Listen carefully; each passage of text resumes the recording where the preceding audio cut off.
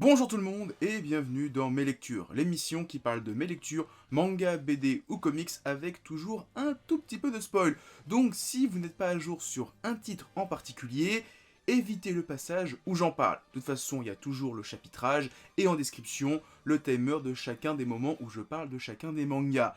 Voilà, c'est dit, c'est fait et on commence maintenant. Tout d'abord, Ranma 1/2, tome 16. Alors je le dis, je le répète, on est vraiment dans les derniers tomes de Ranma. La série fait un peu moins de 400 chapitres et là on arrive dans les plus de 300. Donc il reste un peu moins de 100 chapitres et quelques tomes avant la fin. Le tome est super bon, il y a 3 grosses histoires qui m'ont vraiment marqué. Alors en plus, bizarrement, c'est les histoires qu'on voit sur la couverture. Donc l'histoire qui est ici et l'histoire qui est ici et une autre qui n'est pas dessus. La première, c'est le premier amour de Nabiki, donc qui est la grande sœur de Akane, enfin la première grande sœur, enfin celle qui est du milieu, la Benjamin, la cadette, je sais plus.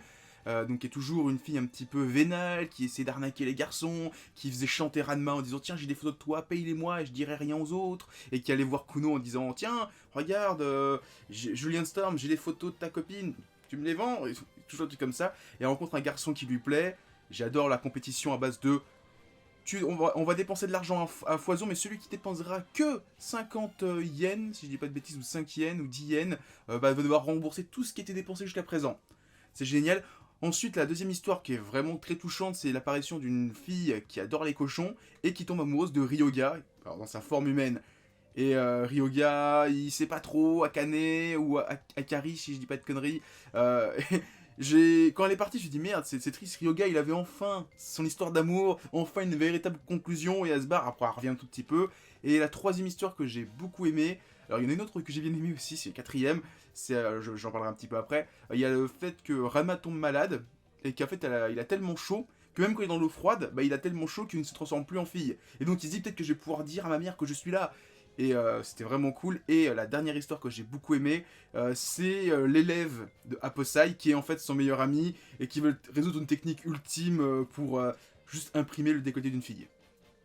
Génial, voilà, c'était génial.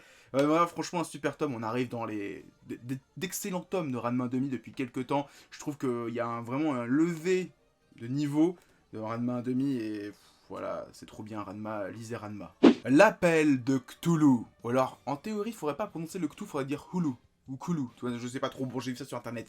Donc c'est le quatrième titre de la collection Les chefs-d'œuvre de Lovecraft, donc le partenariat, enfin l'alliance entre Gutanabe et Lovecraft, même si bon, Lovecraft est mort depuis quasiment un siècle maintenant. C'est le cinquième volume qu'on a dans cette collection. Il y a eu 2 tomes pour Les Montagnes Hallucinées, un tome pour Dans l'Abîme du Temps, un tome pour La Couleur tombée du ciel et un tome pour L'Appel de Cthulhu.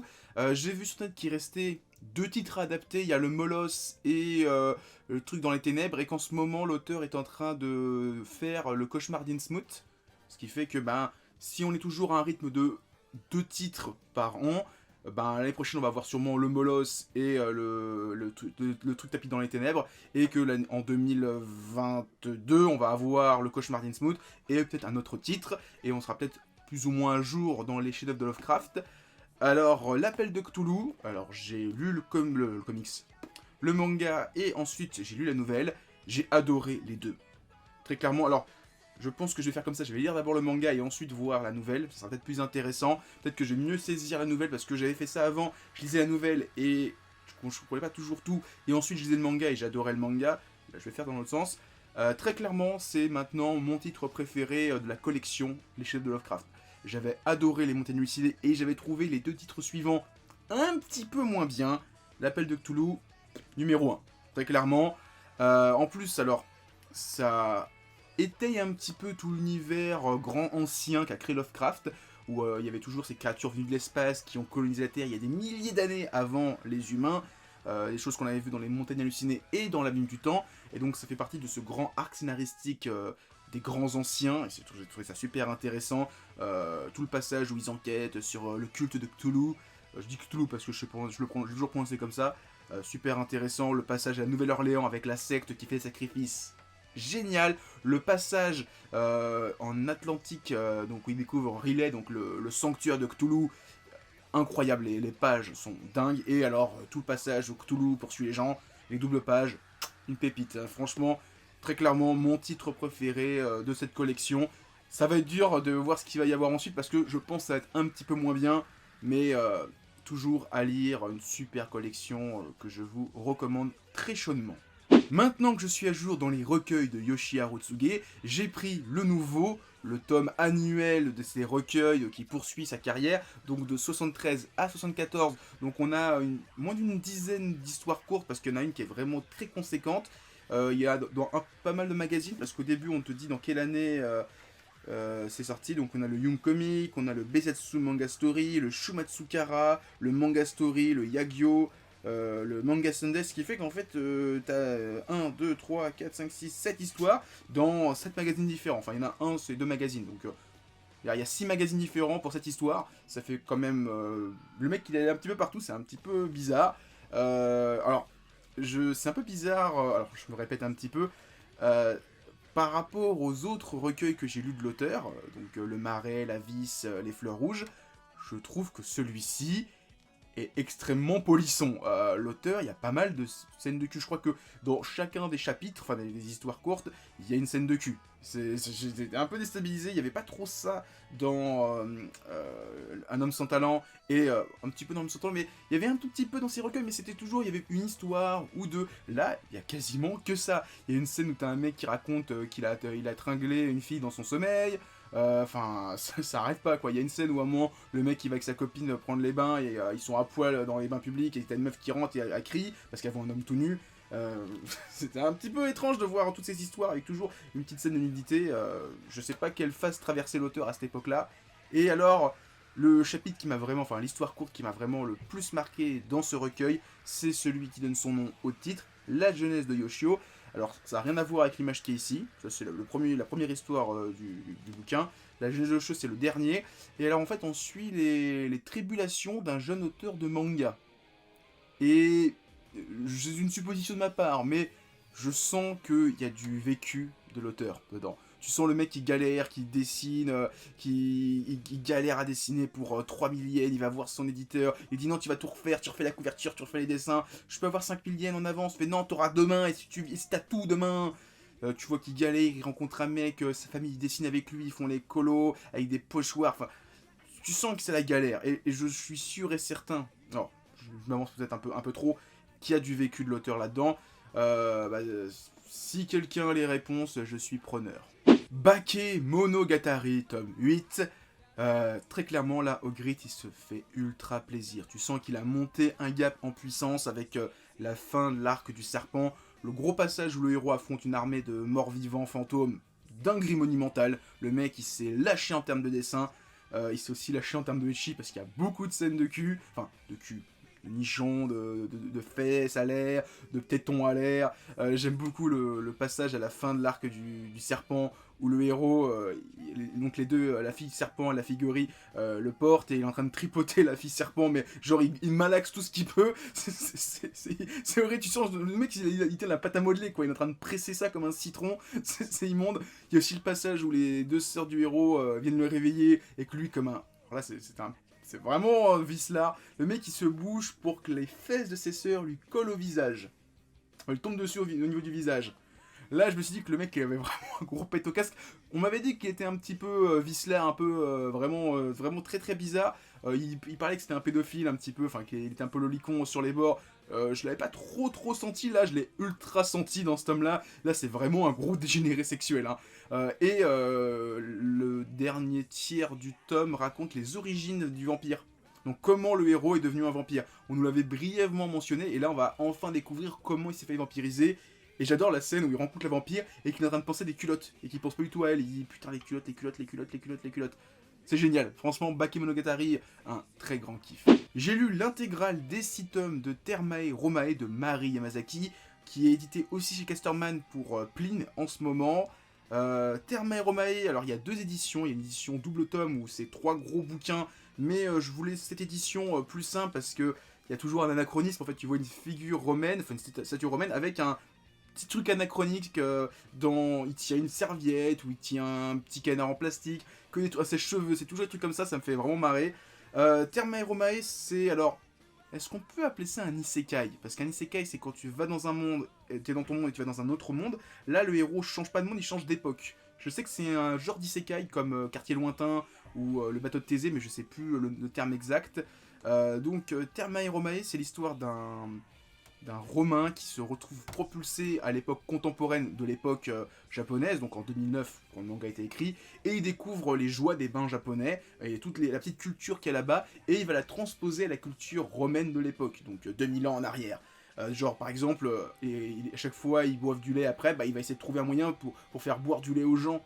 Et des trucs comme ça, genre le petit truc quand il se lave les cheveux, vous savez, le sort de la petite couronne qui se met pour se laver les cheveux pour pas en avoir dans les yeux, il va le transposer ça, que des trucs comme ça. Alors, le début, les 3 premiers tomes, c'est plein de petites histoires qui ont une petite continuité, mais vraiment vite fait, avec le héros qui est propulsé dans le futur à chaque fois. Et à partir du tome 3, non, c'est tome 4, il y a un gros arc scénaristique qui dure 3 tomes, et donc qui est la fin du manga, qui est vraiment super cool. C'est très drôle. Moi j'ai vraiment pas mal rigolé parce qu'il y a tous ces anachronismes et le héros qui découvre la culture japonaise, qui comprend pas, il croit qu'en plus qu'il est il est dans la même époque, il pense pas qu'il a voyagé dans le temps, il pense qu'il est dans une contrée lointaine romaine, qu'il est avec des esclaves et qui dit putain mais comment ils font ces esclaves pour faire tout ça, mais ils sont trop intelligents, nous les Romains on n'arrive pas à faire ça mais on est des teubés.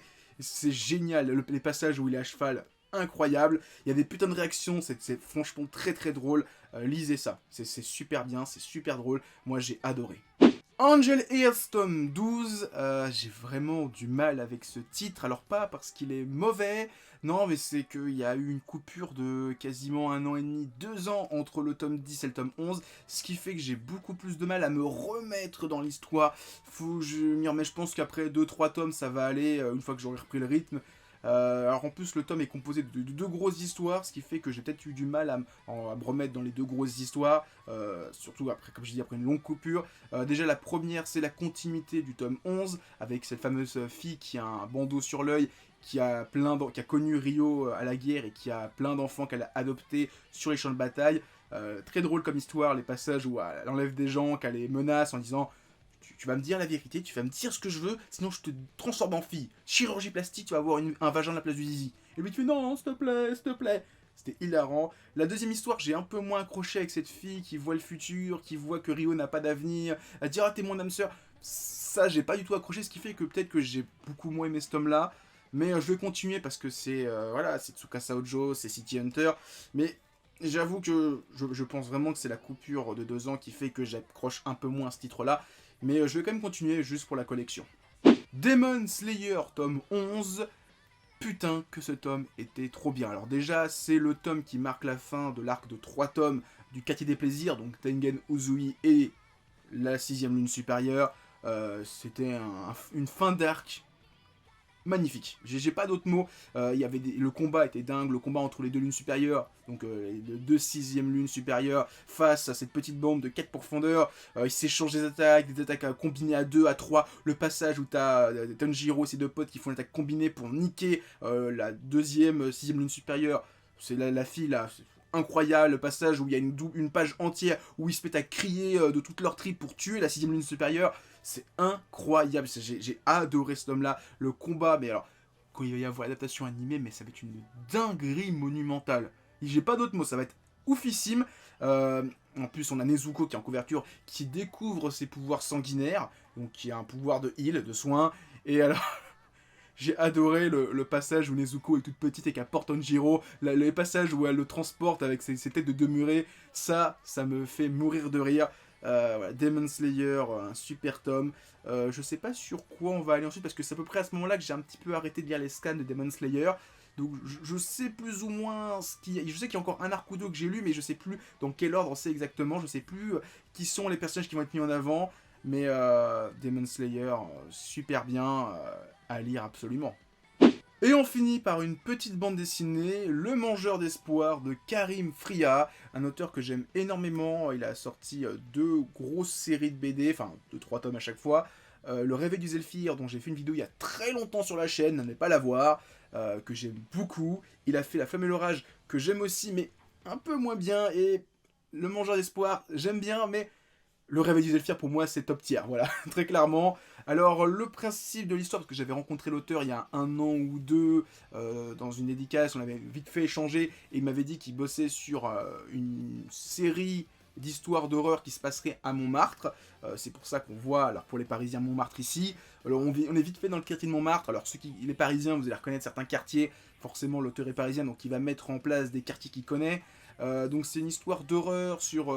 ça parle un petit peu de la dépression parce qu'en fait, il y a l'héroïne, sa mère est pas dans le coma, mais elle est pas dans. Je sais plus vraiment si c'est une dépression ou quoi. Et en fait, il y a ce monstre qui est là, donc le mangeur d'espoir. Donc forcément, c'est la dépression, l'espoir, la dépression, c'est forcément ça. Qui hante ses rêves, qui est en train de détruire ses souvenirs, ses bons souvenirs. Et donc l'héroïne va rentrer dedans, tuer ce grand monstre. Et en fait, ce n'est pas l'héroïne, c'est un vieux qui lui donne les armes pour affronter cette créature et qui a l'air de lutter contre des créatures maléfiques qui sont sur Paris. Et donc je pense que si il y a un second tome de cette histoire, ça sera toujours avec ce personnage-là qui va donner des pouvoirs à quelqu'un pour lutter contre le grand monstre. C'est sympathique, mais c'est vrai que le Réveil du Zéphyr, c'est une histoire de super-héros dans un contexte, allez, on est à peu près à l'ère napoléonienne, avec un petit environnement steampunk, c'est trop bien, en plus les gens qui ont des pouvoirs, c'est pas une imitation, c'est un traumatisme, c'est génial. Le Réveil du Zéphyr, à lire absolument, c'est super bien. Et le Mangeur d'Espoir, j'aime bien. Et alors, si vous regardez cette vidéo le jour de sa sortie, le jour même, normalement ça sera vendredi, et le lendemain, on sera donc samedi, l'auteur fait 2 dédicaces sur Paris. Alors regardez sur son Facebook, ou peut-être que je le mettrai en commentaire. Je serai sur sûrement l'une des deux, alors sûrement sur celle du matin. Donc si vous voulez me rencontrer, eh ben guettez ces dédicaces. Voilà, c'est tout ce que j'avais à dire. Donc voilà, c'était mes lectures, j'espère que vous avez aimé. Si c'est le cas, likez, commentez, partagez. Et en description, vous avez toujours des liens vers mon Twitter, mon Discord et mon Instagram. Et moi je vous dis à plus et continuez à lire des mangas. Allez, ciao tout le monde.